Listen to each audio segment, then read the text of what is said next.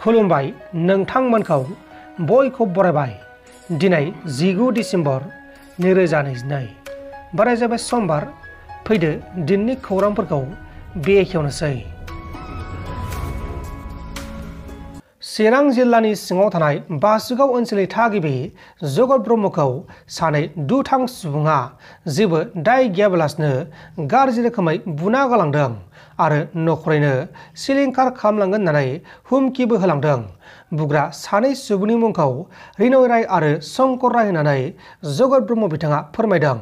बिथाङा बुंनाय बायदिब्ला दुथांफोरा गावनि नखराव हरनि समाव फैनानै AK-47 हाथियार नागिरनानै बे जाथायखौ खालामदों होननानै बुंदों आरो बे जाथायनि सायाव पुलिसनो केस होनाय जाबाय होननानैबो बिथाङा फोरमायदों। हाग्रायाव बन गोरान लायनानै सासे बर' सुबुङा गुलि गावजादों। आरोबाव सासे बर' सुबुंखौ गुलि गावदों। बाक्सायाव हाग्रा बिफाननि मोनसे गिख्रंथाव खामानि।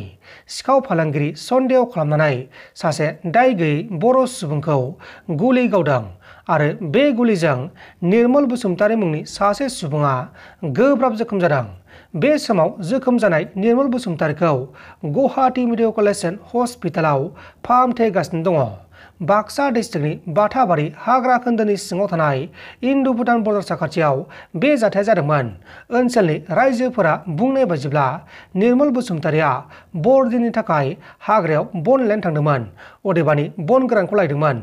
बेहायनो बे जाथाया सोमजिदों। सासे सुबुङा पुलिस बादायाव हाबनानै गुलि गावग्लुंदों। उत्तर प्रदेश रायजोनि बिरेलियाव सासे सुबुङा पुलिस आउटपस्टनि पुलिस बादायाव हाबनानै फायारिं खालामना होनायाव सासे पुलिस कनस्टेबलआ गुलि नांजानानै जोखोम जादों। गुलि नांजानाय कनस्टेबलनि मुङा जाबाय बिशाल शर्मा। बे समाव बिशाल शर्माखौ फाहामसालियाव फाहामथायगासिनो दङ। दायनिगिरिया आउटपस्टआव थांनानै एसए दंना गैया होननानै सोंथि खालामनानै फायारिं खालामनानै खारखोमा लांदों होननानै मिथिनो मोननाय जादों। दा बे जाथायखौ लानानै उत्तर प्रदेश पुलिसआ गावसोरनि खामानिखौ मावगासिनो दङ। सनितपुर जिल्लानि सिङाव थानाय तेजपुर ओनसोलनि रौमारिनिफ्राय सासे 18 बोसोर बैसोनि सिख्लासाखौ सानै दुथां सुबुंफोरा गुवाहाटी नोगोरमायाव खामानि होगोन बुंनानै लांनानै थगाय थसि खालामनानै जिनाहारि खालामदोंमोन। उनाव बे जाथाया सोराव फैनानै सानैबो दुथांफोरा पुलिसजों एरेस्ट खालामजादों। हमजानाय सानै दुथांफोरनि मुङा जाबाय आमिरुल इस्लाम आरो आबु आब्दुल्ला। सानैबो मुस्लिम मानसि। दा बिसोरखौ एरेस्ट खालामनानै आयेननि बायदि एबा जोबथेसालिनि साजा फोसावनाय जासिगोन। सासे ड्राग्स फालांगिरिखौ 20 बोसोरनि जोबथेसालिनि साजा फोसावदों। आसामनि नगाव जिल्लानि सासे ड्राग्स फालांगिरि खालामग्रा सुबुंखौ 20 बोसोरनि थाखाय जोबथेसालिनि साजा आरो 3 लाख रांखौ जुरिमाना फोनांदों आरो बे साजाखौ लकेल कर्टआनो फोसावनाय जादों। साजा फोसावजानाय ड्राग्स फालांगिरिनि मुङा जाबाय हाबिल आली। हाबिल आलीखौ थांनाय 2020 मायथाइनि डिसेम्बर दानावनो पुलिसआ एरेस्ट खालामदोंमोन। सासे गोरबोआव गथ' गोनां आइजोखौ गाग्लोबदों। उत्तर प्रदेश रायजोनि जालौननि सिङाव थानाय देराबाटी गामियाव साथाम दुथां सुबुङा गंसे नखराव सन्दीप मुंनि सासे सुबुंनि नखराव हाबनानै सन्दीपनियाव नोङो मांगेसखौ सिनायो नामा होननानै सोंथि खालामनानै इनाय गाग्लोबदों आरो सन्दीपनि बिसि उपासनाखौबो गाग्लोबदों। मख'नो गोनांदि उपासनाया 8 दाननि गोरबोआव दंमोन, अब्लाबो बेखौबो गाग्लोबदों। सन्दीपआ बुंनाय बायदिब्ला गावसोरखौ गाग्लोबग्राफोरा रबिन्द्र, मानमोहन आरो आदेश। गामिनि मानसिफोरा बुंनाय बायदिब्ला बिसोर साथाम सुबुङा बिदि जाथायखौ आगोलबो खालामखांनानै आगोलबो पुलिसजों हमजाखांनानै जोबथेसालियाव दोनजादोंमोन आरो बिसोरनिफ्राय आयेननि बेरेखा सिलाइफोरबो बोखांनो हादोंमोन होननानै फोरमायदों। दा बे जाथायखौ लानानै इउपि पुलिसआ गावसोरनि खामानिखौ मावगासिनो दङ।